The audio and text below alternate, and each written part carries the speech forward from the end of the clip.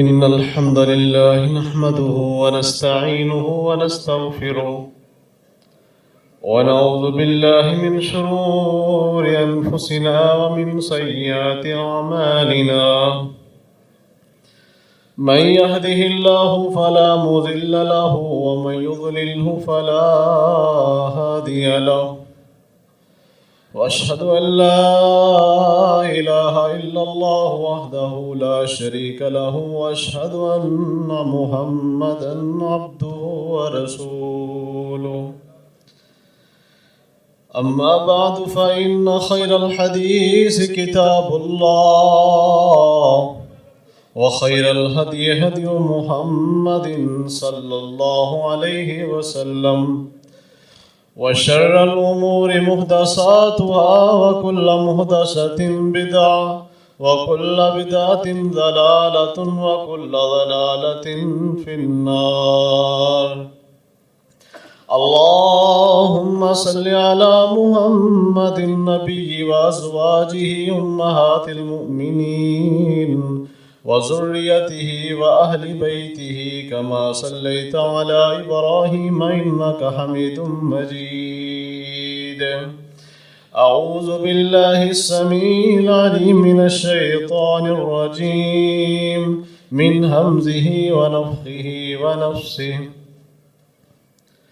قد كان لكم في رسول الله أسوة حسنة لمن كان يرجو الله واليوم الآخر وذكر الله كثيرا.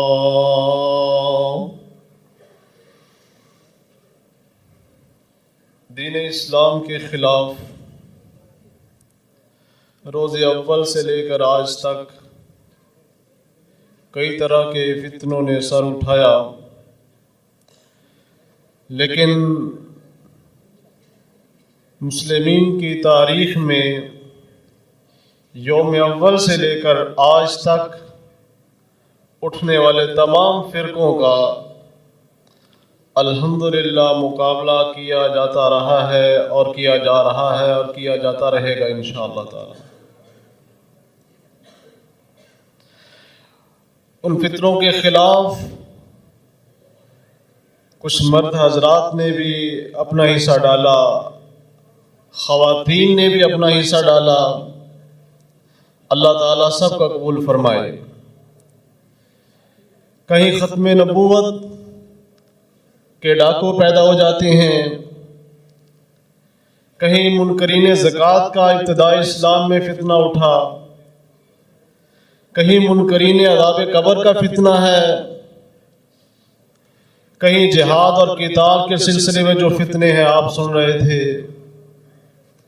اور ایک انتہائی خطرناک فتنہ جو پورے اسلام کو موڑ دینے والا ہے وہ ہے فتنہ انکار حدیث،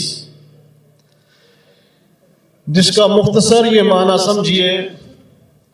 ان لوگوں کا یہ عقیدہ ہے کہ صرف اور صرف قرآن مجید ہی اللہ تعالیٰ کی طرف سے وحی ہے، قرآن مجید کے علاوہ اللہ تعالیٰ نے کچھ نازل نہیں کیا، قرآن مجید کے علاوہ کوئی وحی کی دلیل، کوئی ثبوت، کوئی کچھ نہیں ملتا، کوئی حقیقت نہیں ملتی، اور صرف ہمیں عمل کے لیے قرآن کافی ہے. یہ ان کی بات سن کر رسول اللہ صلی اللہ علیہ وسلم کا وہ فرمان یاد آ جاتا ہے ابو داؤد وغیرہ میں صحیح سند سے کہ نبی علیہ الصلوۃ والسلام نے خبردار فرمایا کہ ان قریب ایسا زمانہ آ سکتا ہے کہ کوئی آدمی اپنے کولے کے بل ٹیک لگا کے بیٹھا ہوگا، جب اس کے سامنے رسول اللہ صلی اللہ علیہ وسلم کے فرامین رکھے جائیں گے وہ کہے گا مجھے نبی صلی اللہ علیہ وسلم کی حدیث نہ سناؤ، مجھے صرف اللہ کا قرآن کافی ہے. آج نبی علیہ السلام کا وہ فرمان پڑھنے کے بعد اور ان لوگوں کو دیکھنے کے بعد نبی صلی اللہ علیہ وسلم کی وہ پیشین گوئی ہر بہروں پوری ہوتی نظر آ رہی ہے.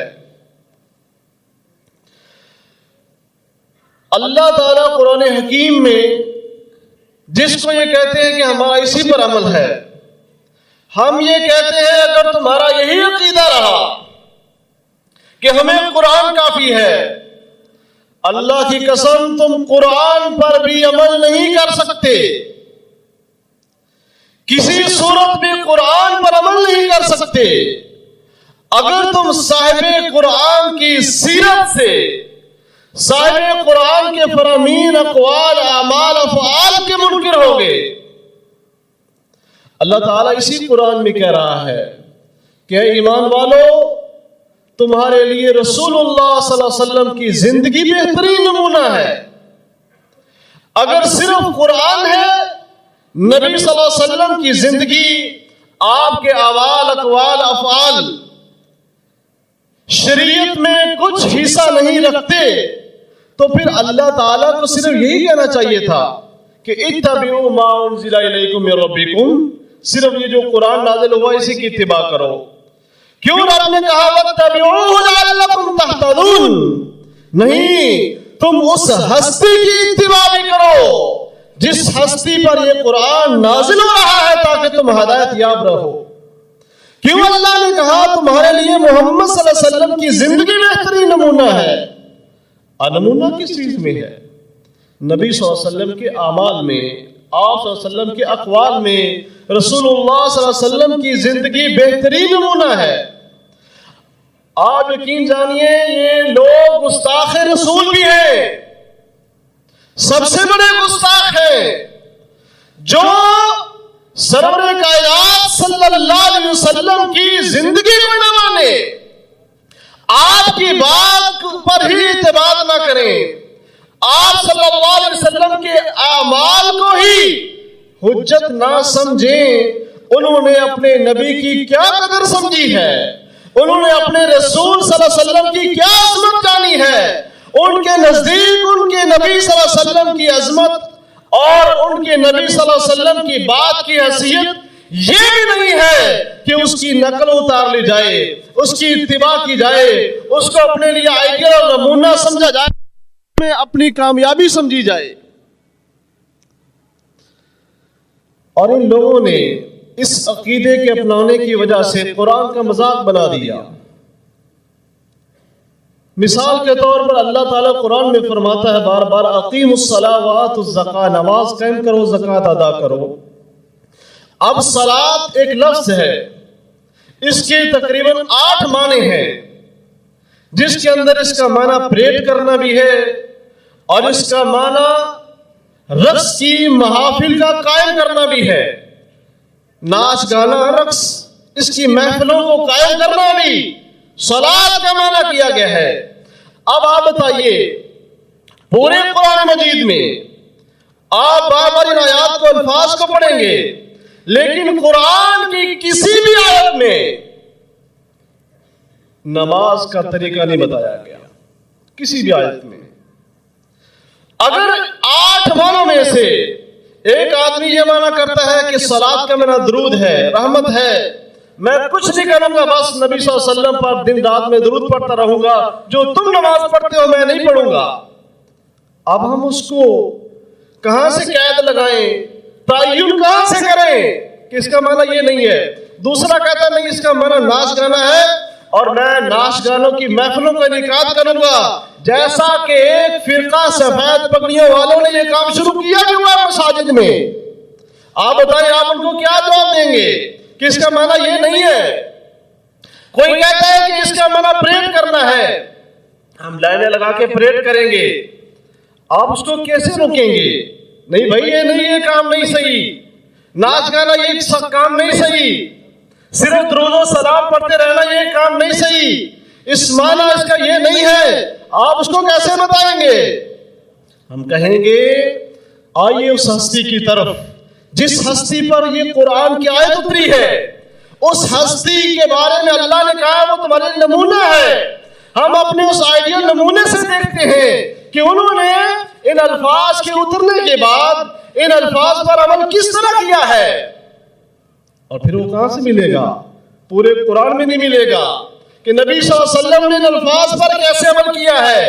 ہمیں جانا پڑے گا اس چیز کی طرف جو قرآن مجید کے علاوہ ہے وہ ہے حدیث، اور وہ بھی وہی ہے۔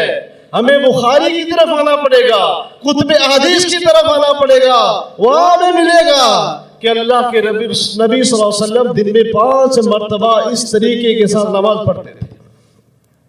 اور دوسری حیرت کی بات، قرآن میں آیا نماز قائم کیجئے، کہیں نہیں آیا کہ کتنے اوقات میں قائم کیجئے۔ یہ الفاظ ضرور آئے، اقم الصلاۃ لدلوک الشمس الی غسق اللیل، تم نماز پڑھو، پڑھتے رہو سورج کے طلوع ہونے سے لے کر اس کے غروب ہونے تک۔ کر کے دکھائیے صرف عمل قرآن پر۔ قرآن کہتا ہے جب سورج طلوع ہو اس وقت نماز شروع کیجئے، الی غسق اللیل، رات کے چھا جانے تک نماز پڑھتے رہیے۔ اب پورے دن میں کچھ نہیں کر سکتے آپ، سارا دن نماز پڑھیں گے کیونکہ قرآن میں آیا ہے، لیکن جب ہم کہیں گے اس کا یہ معنی نہیں، یہ اللہ رب العالمین کی انسان کی بنائی ہوئی فطرت کے خلاف ہے، پھر ہم حدیث کی طرف جائیں گے کہ اللہ کے نبی صلی اللہ علیہ وسلم نے صلاۃ کا معنی کیا کیا، اس کے اوقات کا تعین کیا کیا۔ اسی طریقے آپ ایک اور مثال سمجھیے، یہ لوگ قرآن پر عمل نہیں کر سکتے۔ اللہ رب العالمین نے سورہ بقرہ میں ارشاد فرمایا کہ وَحَيْثُ مَا كُنْتَ فَوَلِّ وَجْهَكَ شَطْرَ الْمَسْجِدِ الْحَرَامِ، وَمِنْ حَيْثُ خَرَجْتَ، اے نبی صلی اللہ علیہ وسلم آپ جہاں کہیں سے بھی نکلیے اپنا چہرہ مسجد حرام کی طرف کیجئے۔ وَحَيْثُ مَا كُنْتُمْ، اور اے امتیو تم جہاں کہیں بھی ہو، فَوَلُّوا وُجُوهَكُمْ شَطْرَهُ، تم اپنے چہرے مسجد حرام کی طرف ہی رکھو۔ ان کو کہنا ہے جو منکرین حدیث ہیں کہ آپ اب حدیث کی طرف نہیں آنا، قرآن پر صرف عمل کرنا ہے، کہ اللہ کہتا ہے جب تم گھر سے نکلو تم جہاں کہیں بھی ہو تمہارے چہرے مسجد حرام کی طرف ہونے چاہیے۔ اب تم زمین میں جہاں بھی جاؤ تمہاری کمر نہیں، سائر نہیں، تمہارا چہرہ کعبے کی طرف ہونا چاہیے۔ آج تک کوئی منکرین حدیث قرآن کی صاحب پر نہ عمل کر سکا ہے، نہ کرے گا، اور نہ اپنی ضد کی وجہ سے اپنے جھوٹے عقیدے کو چھوڑے گا۔ لیکن قرآن کی یہ آیت ان کے لیے چیلنج ہے کہ آپ نے حدیث کی طرف، رسول اللہ صلی اللہ علیہ وسلم کی سیرت کی طرف نہیں آنا، صرف قرآن پر رہنا ہے، اور اس آیت پر عمل کر کے دکھائیے۔ جہاں کہیں سے نکلے، جہاں کہیں رہیں، آپ سورہ بقرہ کی آیت پر عمل کیجئے کہ اپنا چہرہ ہر وقت کعبے کی طرف کرنا ہے۔ لیکن جب ہم الحمدللہ رسول اللہ صلی اللہ علیہ وسلم کے فرمان کو ماننے والے اس آیت کو پرکھتے ہیں نبی صلی اللہ علیہ وسلم کی تفصیل پر، تو ہمیں یہ ملتا ہے نبی صلی اللہ علیہ وسلم نے اس کا تعین کیا ہے۔ حدیث بتاتی ہے، نماز کے وقت کی بات ہے کہ جب نماز پڑھو جہاں کہیں بھی ہو تمہارا چہرہ، تمہارا رخ کعبہ کی طرف ہونا چاہیے۔ یہ لوگ قرآن پر بھی عمل نہیں کر سکتے، اور ان لوگوں نے مختلف بہانے تراشے احادیث کو جھٹلانے کے لیے۔ کچھ ہے منکرین حدیث، کچھ نہیں منکرین حدیث۔ 3 گروہ ہیں جنہوں نے احادیث کا نقصان کیا، اسلام کا نقصان کیا۔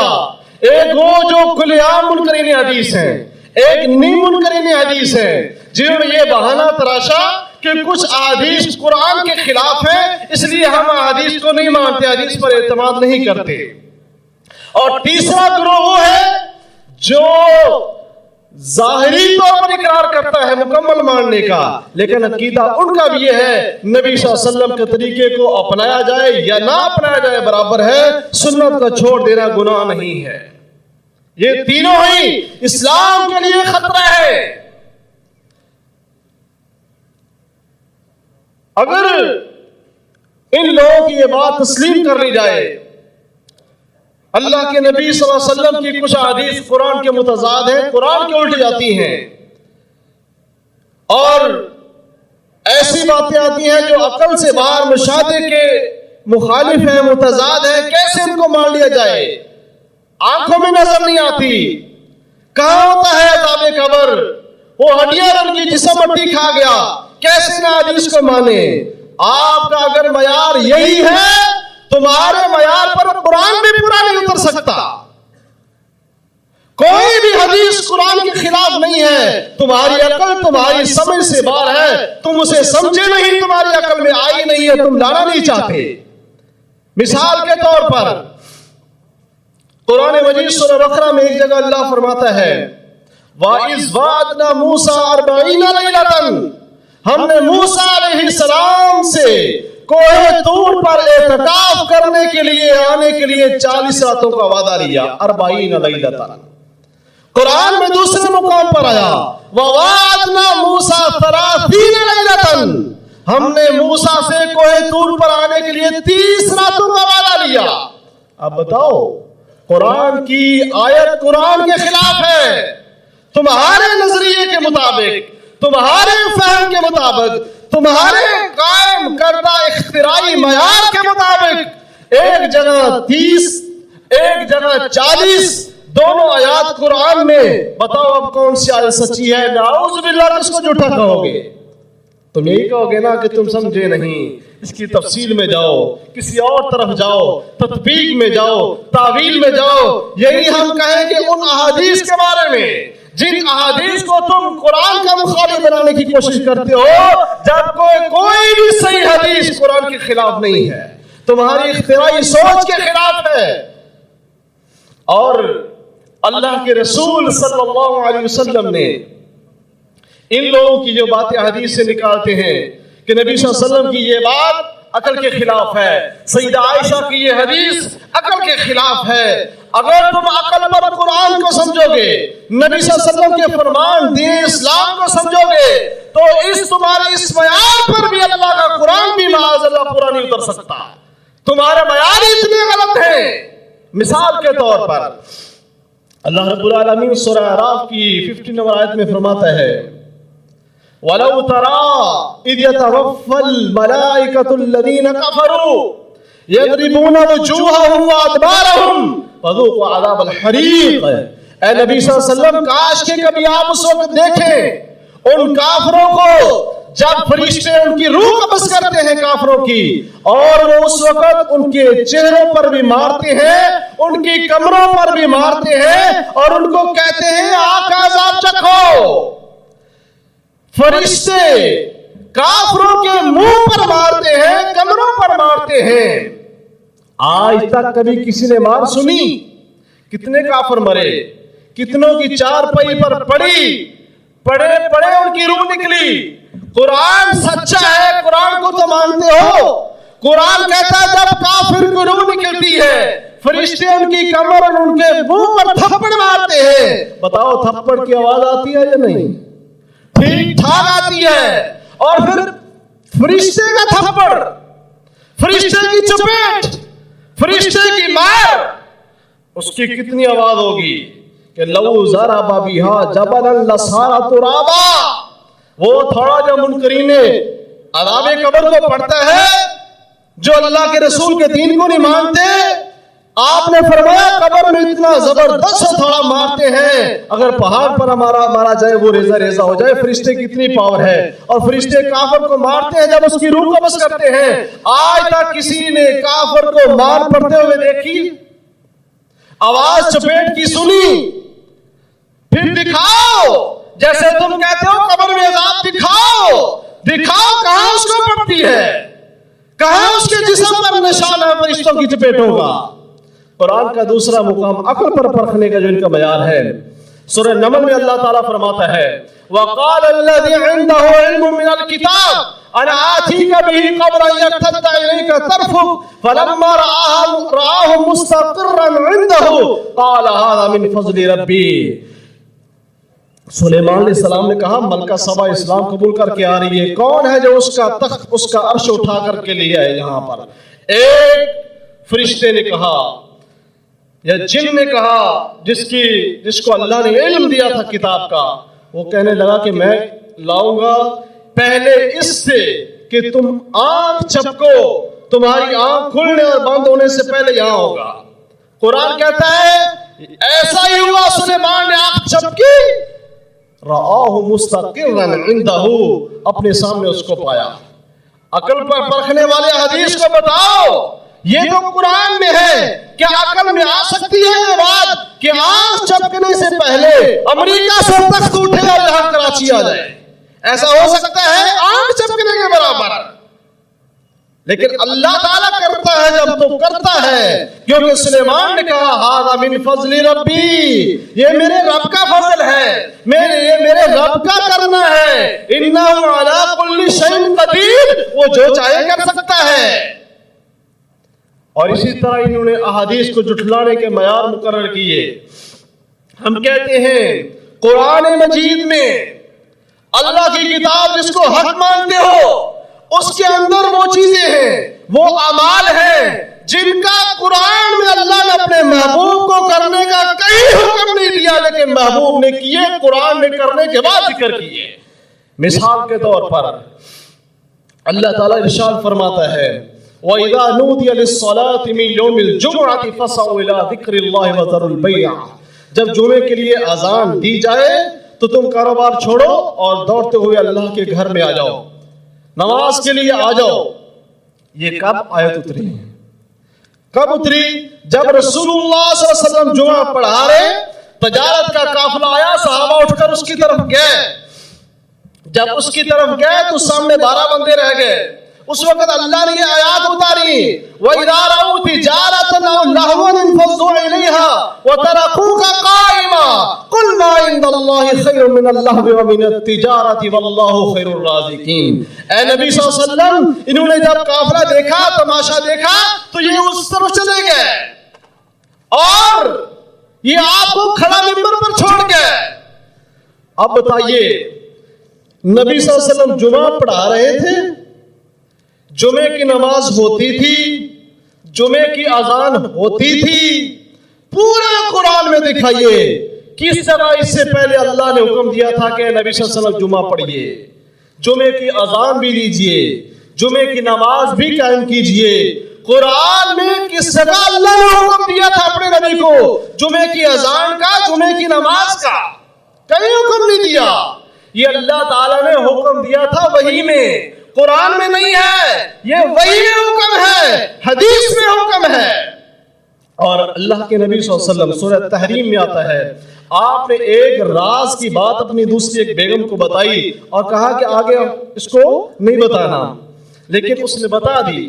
اللہ فرماتا ہے فَلَمَّا نَبَّأَتْ بِهِ وَأَظْهَرَهُ اللَّهُ عَلَيْهِ، جب اس نے آگے بات بتائی، اللہ نے اپنے محبوب پر ظاہر کی کہ تیری وہ بیگم نے آگے بات بتا دی ہے۔ اللہ کے نبی صلی اللہ علیہ وسلم نے عرف بعضہ وعرض عن بعضہ، آپ نے وہ بیگم کو اشارے میں بعض تو جتلائی اور بعض سے اعراض کیا، مکمل نہ بتایا کہ تو نے وہ میری بات بتا دی ہے، اشارے میں کہا۔ جب فلما نبأہا، جب آپ نے اس کو خبردار کیا کہ تو نے وہ بات بتا دی ہے نا، قالت، اس وقت آپ کی اس بیوی نے کہا من انبأک ھذا، اے محمد صلی اللہ علیہ وسلم آپ کو کس نے بتایا ہے کہ میں نے وہ بات بتا دی ہے؟ قال نبأنی العلیم الخبیر، آپ نے فرمایا مجھے خبر دینے والے اور جاننے والے اللہ رب العالمین نے بتا دیا ہے۔ اب آپ بتائیں، آپ نے فرمایا مجھے اللہ نے بتا دیا ہے، قرآن میں ایک لفظ ایسا دکھاؤ جس میں اللہ اپنے نبی کو بتا رہا ہو، جس میں اللہ اپنے نبی کو، آپ نے فرمایا اللہ نے مجھے بتا دیا ہے، اور بتانے کے بعد بیگم کو بھی بتانے کے بعد اس کے سوال کرنے کے بعد یہ آیت تو پھر اتری ہے۔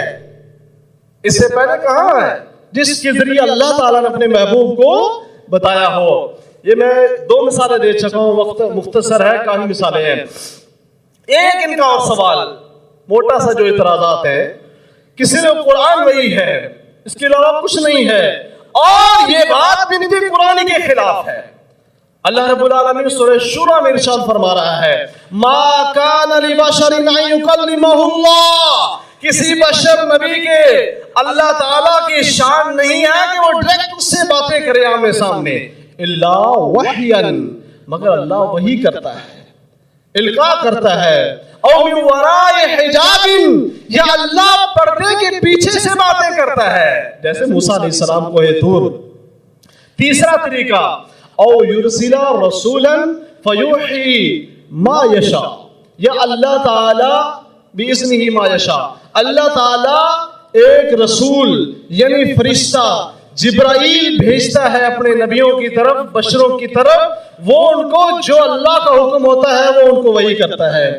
اب وحی کے 3 طریقے قرآن مجید سورہ شورى میں ہیں۔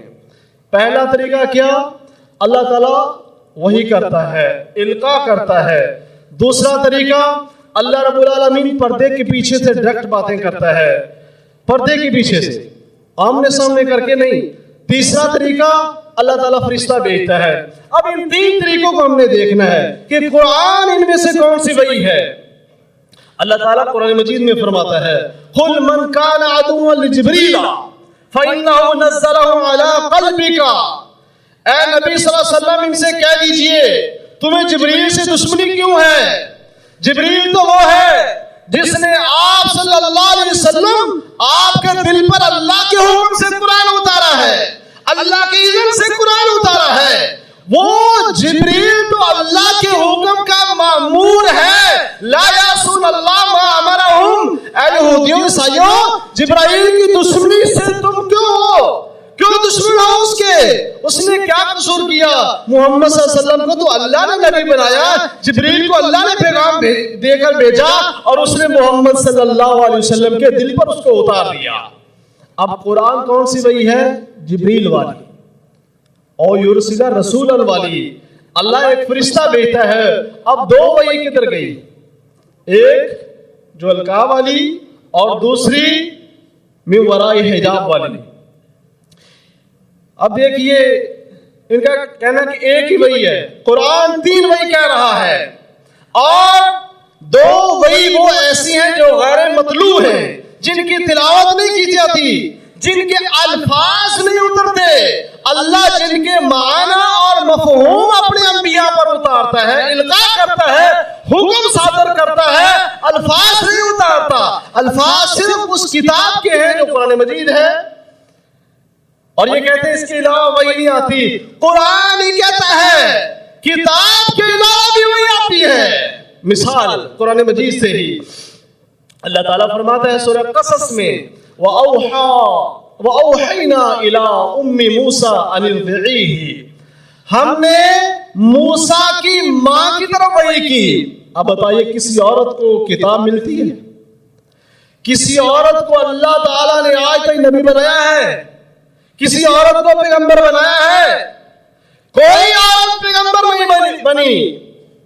جتنے بھی انبیاء ہیں سب کے سب بشر بندے، اور اللہ فرماتا ہم نے وحی کی، اسی قرآن میں کہہ رہا ہے ہم نے وحی کی موسیٰ کی ماں کی طرف۔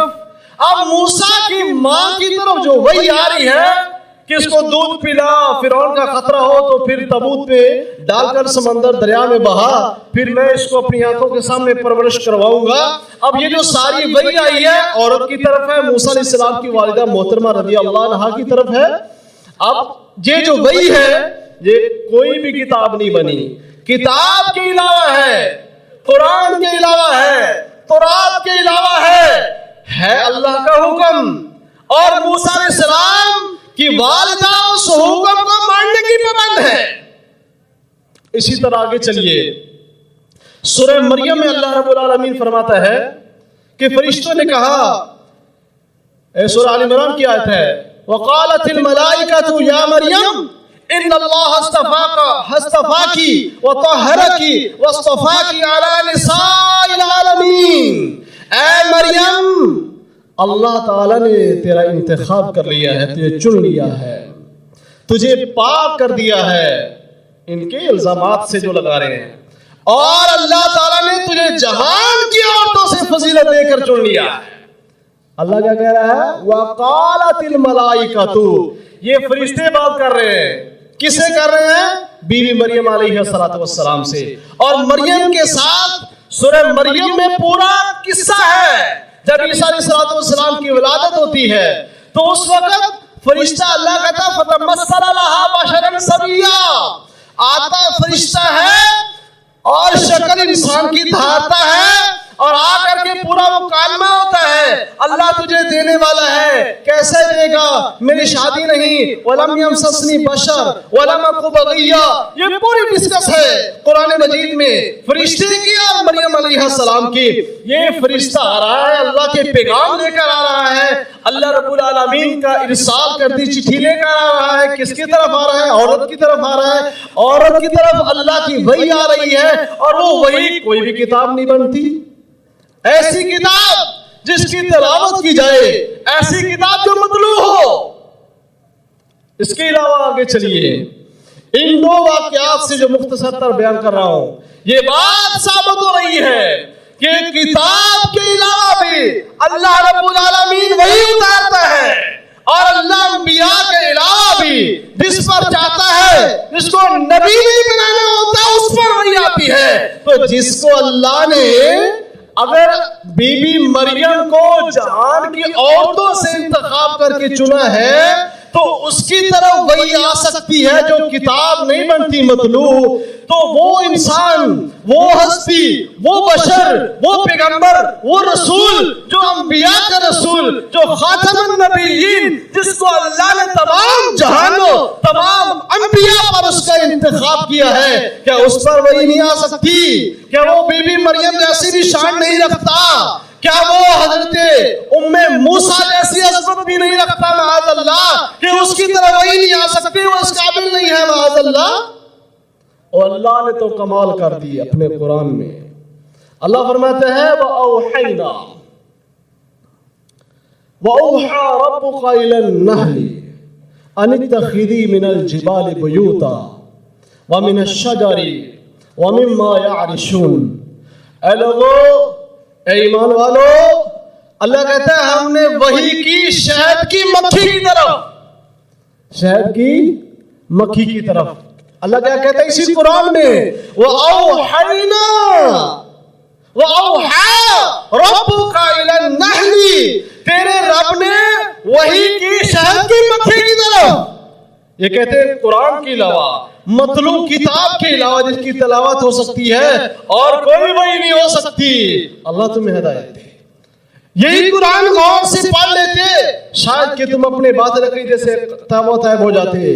اللہ فرماتا ہے ہم نے شہد کی مکھی کی طرح وحی کی، یہ کہ تم گھر بنا پہاڑوں میں، یہ کہ تو چھتوں میں اور ان بیلوں میں اوپر چڑھتی ہیں، اور اب اس کے پیٹ سے شہد شفا نکلتا ہے، اس کے مختلف رنگ ہیں۔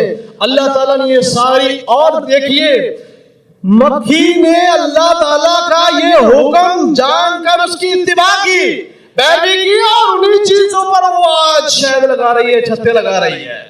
اور قرآن کتاب کے علاوہ بھی جو وہی آتی ہے، وہ چاہے کتاب مطلوع نہیں بنتی لیکن وہ اللہ کا حکم ہوتا ہے، واجب العمل واجب التعمیل ہوتا ہے۔ قرآن کی سی اور مثال اللہ فرماتا ہے، ایسی مثال ایک ایسے انبیاء کی طرف جس کی یہ وہی کتاب نہیں ہے، اور اس کو کوئی وہی اور الفاظ کہہ نہیں سکتا، کہنے والا ہی بیوقوف ہو گیا، بچہ بھی یہ فیصلہ کر دے گا، بڑا بھی کر دے گا۔ اللہ فرماتا ہے کہ ابراہیم علیہ السلام نے اپنے بیٹے سے کہا، یا بنیا انی ارا فی المنام انی اذبحک فانظر ماذا تری قال یا ابت افعل ما تؤمر ستجدنی ان شاء اللہ من الصابرین۔